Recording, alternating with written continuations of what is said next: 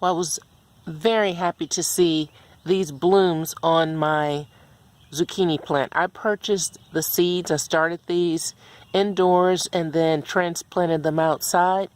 And I tell you, I will definitely purchase seeds from Praxis again. I'll leave the link. Many of you have probably already heard of him. I've mentioned him before. He does a wonderful seed giveaway and he has a seed store. Now, the purpose of this video, though, is I wanted to just talk real briefly about co-gardening. There is a gentleman in my neighborhood. I use the term gentleman. I should just say a guy. Which he is a gentleman, but he is a guy as well. And we have very different philosophies where it comes to just the things that you do in a garden. He does not things like raised beds, the hugelkultur mounds, the use of cardboard, the use of plastic. Many of the things that you see that people are doing nowadays, he does not do any of that. He's very old school. He gets great results. But I think that sometimes the results or the process is a little, it's labor intensive. And it is definitely water intensive. It is, basically it's inefficient. He gets great results, but it is back-breaking labor. And it requires a lot of water. So one of the things that he doesn't like that I do, and we kind of go back and forth with this. First, let me back it up a little bit. This is my yard. And what he does is he gardens in other people's yards. He does have a house himself. He has a yard. But he loves gardening so much that he will partner with people such as myself. And then he will, as the season goes on, he will, collect from your garden as payment. So this is one thing that is a major pet peeve of his. I cut the top off of the liter pop bottles, soda bottles, and I put those in the garden so that I can direct the water into the ground. He does not like that. It works for me. I use a whole lot less water. I don't splash it on the leaves. And so what we do is when he comes over to do his work, I remove all of these because I don't want to hear it. And he lays the garden hose down into the furrow here and just run the water. And, you use a lot of water. It takes a long time. And in some cases, the roots of these plants haven't quite reached, the middle of this furrow. You got to plant this small. The roots definitely aren't there now. It's going to seep up and eventually touch that. But I figure give the plant what it needs. And between that and the rain, it'll all work out. So that's one bone of contention with us.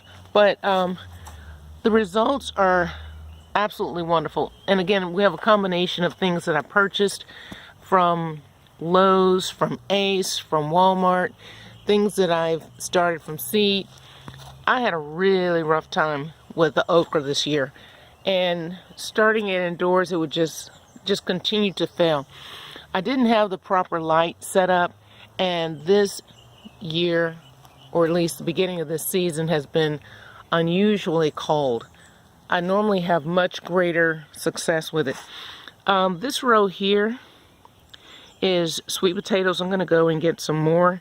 My slips did not work out at all. That's what these two rows are here, is sweet potatoes. This is, as you see, is okra. I have marigold interplanted here to help with the pest. And that's another thing. He will use Roundup in a heartbeat. Now, he won't use it in the garden itself. He'll use it on the perimeter. And I told him no Roundup in my yard. So, as far as like the garden itself, he does believe in using 7, so that's great. But like I say, he's old school. He gets wonderful results. And what you see here is, I just want to show you this.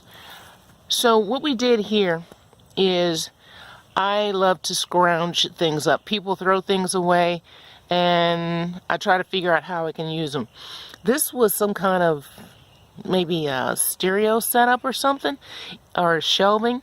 So the person had thrown all these metal rods away, and I collected them, not quite knowing what I was going to do with them. I've had them for about 6 months.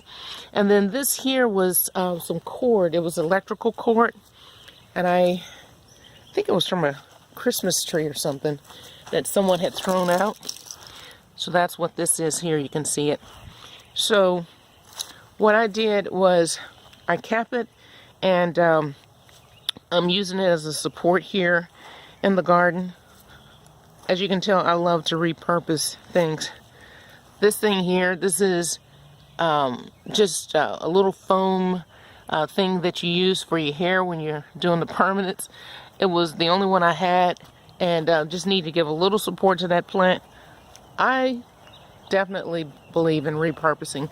I throw minimal stuff out. I got to go to the dump actually today, because I do have some pieces from my neighbor's yard that, and when I say pieces, what I meant to say was, it's the fencing, where the fencing had fallen down. So I collected that, and I'm going to be throwing it away.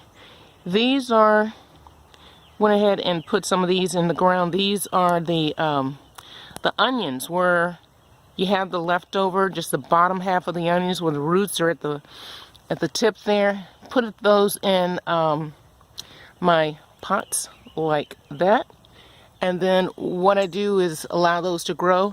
These grow as perennials, and you can come out here and just collect those shoots, those scallions, and then the where it's going to seed there, you can collect the black seeds. Now, I do not collect those, and maybe at some point I will, but that is a great benefit there. These are beans. Did those from seeds. Let's see, what else do we have here? Oh, again, these are Crookneck Squash. These are going a little slow. I purchased these actually as starts, and it's interesting that they're going a whole lot slower than these heirloom seeds that I purchased from Praxis. I'm going to show you another section of the garden. Okay, this is the area I'd previously mentioned that had the vines. That is still an ongoing issue, but it's a whole lot easier than it was to remove those. Now, the guy who's helping me, on this side he planted some watermelon. They have various sizes. Let me look at the little tags here. Icebox watermelon, the sugar baby. That's a personal size watermelon. There's the, that's not the label there.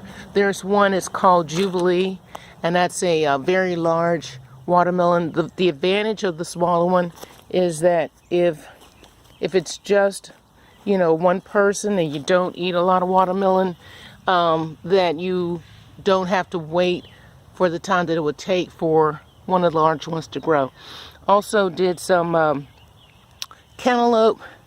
I actually started some from seed as well. That's one that I purchased. The 4 along the fence line here are the ones that I started from seed. And let's see what else I have to show you. I had a couple of pepper plants left over, so we went ahead and just put those over here. But for the most part, this part of the garden is cucumbers. And I didn't start any cucumbers from seed. I purchased all of these. Purchased these metal supports from Lowe's, and a dear friend of mine gave me these supports here for the cucumbers. And this is in an effort to ensure that they can grow off the ground. These here will grow on the ground. And I think that's about it. I just wanted to share that with you.